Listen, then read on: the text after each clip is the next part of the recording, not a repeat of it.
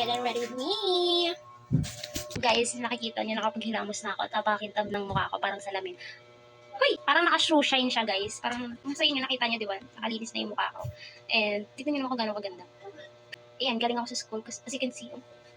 Oh, kriminolohiya. Yun. Nagaw lang. So yun, guys, galing ako sa kasi enroll.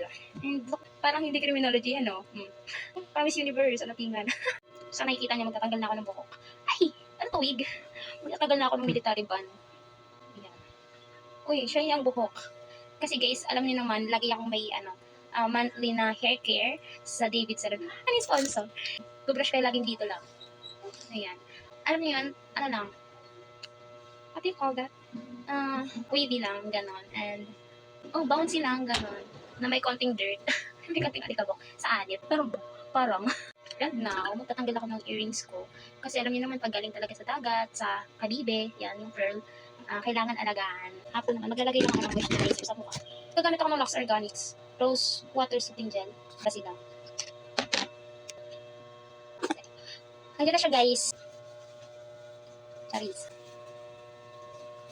Ipan. Ayan, guys, okay na. Ayan, so tatanggalin ko naman yung matigas sa buhok. Stick kasi gamit ko dyan.